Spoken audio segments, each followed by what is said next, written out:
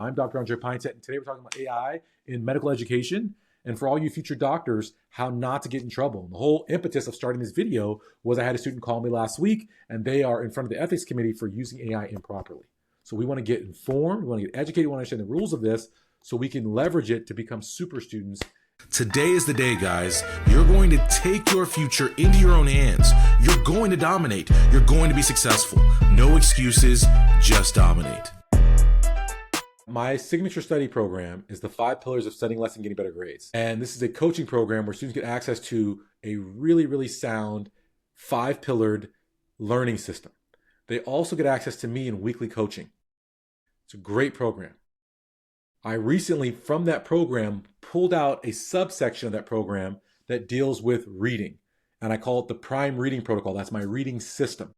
And I pulled that out and I offer it as a separate course to people right now, because as I am meeting with schools, as I am working with students, I'm recognizing that with AI here, it's even more important that you guys have high quality reading skills and tactics and a system to be able to read fast, to be able to read with high comprehension, to be able to take that reading and then create long-lasting, meaningful understanding, and then ultimately to create applicability so you can apply it effectively on exams, or in the case of future doctors, in the clinic with actual patients.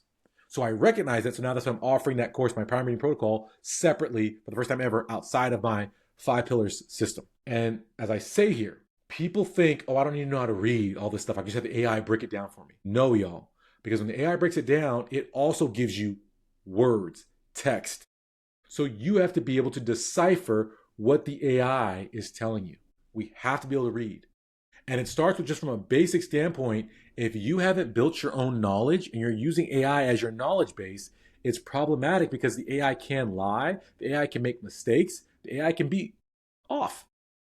And if you don't have a baseline level of knowledge in an area, then you can't tell it, oh, that's not what we're doing. And you can't see if the output is valid or not, and it's problematic. Also, if you don't take the time to create the understanding, right? How are you going to have any ability to go through complex materials and make it your own? And if you think about all the exams you're ever going to take in your life where you're not going to have AI, right?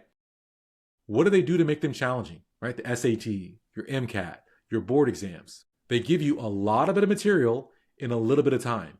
And they don't write those sentences in the normal way you would want to write a functional, healthy sentence. They write them as multiple compound, backwards, flipping, like super run-on sentences. Why? Because it makes the syntax, it makes the text very complicated. And if you don't have high-level reading skills and reading comprehension and critical reading skills, you can't decipher the problem. Yes? And so it's incumbent, it's so important. It's why I stress to my students, reading is the number one skill you must develop, because if you can break down a textbook, if you can break down complex materials, it makes you an unstoppable student. It makes you capable of being independent. You want the practice of going through these materials right now, especially if you guys are an undergrad. Stop using the AI to create these summaries, guys. You need these practices. You need these opportunities when the material's simpler before you get to the fire hose of medical school and you really have to go through it. Use this time. Do the extra legwork. Learn how to read. Learn how to create meaning. Learn how to write notes. It's crazy. You got to know how to take notes. You got to know how to dissect things. You got to know how to break it down. If your reading skills are weak, not only will you not be able to break down the complex stuff, not be able to do well on tests, but also even the AI, it's going to embarrass you and put you in a really bad spot. And with this AI being pushed forward, there's 2 types of students you're going to become. And it's already happening. We're seeing it. It's like what happens on social media. You have a lot of people who are social media smart, social media experts, right? You guys saw what China did is make their experts validate their freaking degrees. Why are you characters listening to people whose only source of validity is the amount of followers they have on social media? It's stupid. You're listening to people who got a scrub cap on, who got a white coat on, and I was on this 10 years ago. I was like, wait a minute.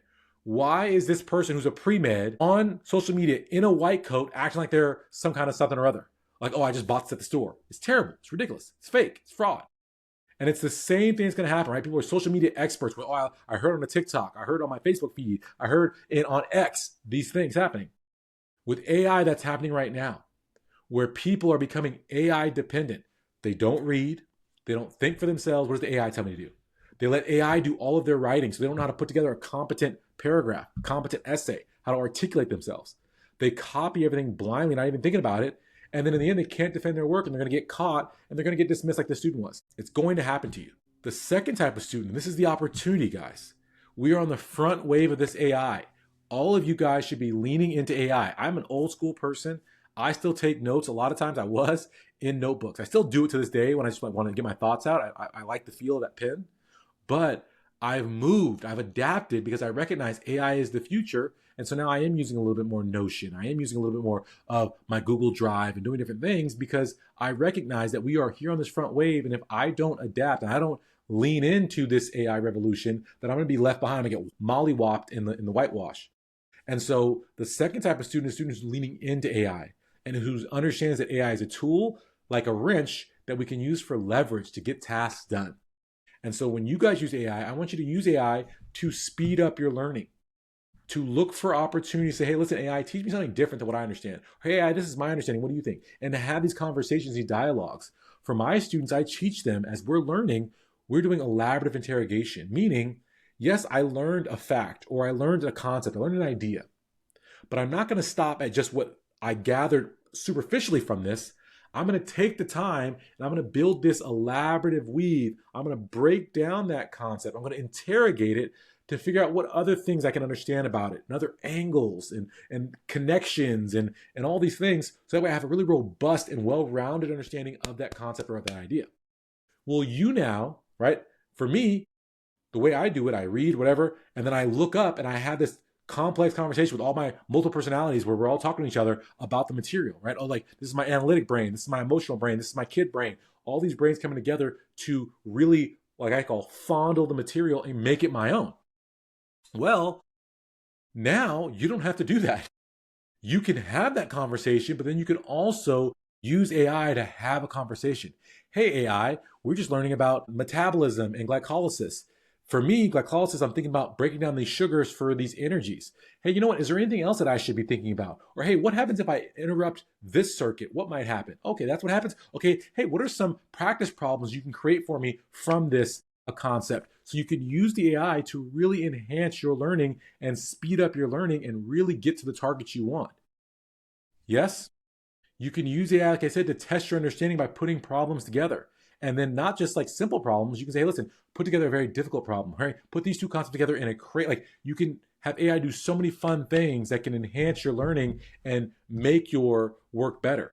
One great application that I think is awesome is that you can take your homework set, you can scan it into your computer, and then you can actually feed that to your AI and say, hey, listen, here's my homework set. I'd like you to create an additional 100 problems like this. And now what have you guys done?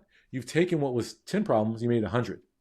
How about you guys take your old exams? When you guys get those old exams that you guys can review, and like, oh man, I wish I had more of these old exam problems to do. Well, hey, upload the old exam and say, hey, this is my previous exam. Give me a similar exam or even harder exam. Give me 100 questions like this in the exam. And now we've amplified our ability to practice and learn and get better. Yes, you can go into the AI and have them explain something to you. So, hey, this is my understanding, blah, blah, blah, and have them reflect back to you their understanding. And then you can ask the AI for a different perspective. Hey, explain it to me in a different way. Hey, give me a metaphor for this. Hey, give me an analogy of this. Hey, I'm really into baseball. Give me a baseball analogy that parallels this. So you can use it to really, really enhance your learning. You can use it to create schedules, study plans, and so forth, right? So if you're like, man, I really struggle to stick with an effective study plan. Here's when I like to study. Here's what I have to study. Help me organize this and not use it as just a one blank slate output, but to say, listen, this is the idea it gave me. It's a nice rough guideline, but now I'm going to adapt it to what really works for me and really hypes me up, right? That's the student who's going to dominate in undergrad, in their MCAT, in medical school, in clinicals. They're using it to enhance themselves. That's it for another episode of the Premed Productivity Podcast. Show your love by smashing the like button and commenting in the box below. Today is the day, guys. No more excuses, no more complaining. You're going to take your future into your own hands. You're going to dominate. You're going to be successful. I challenge you.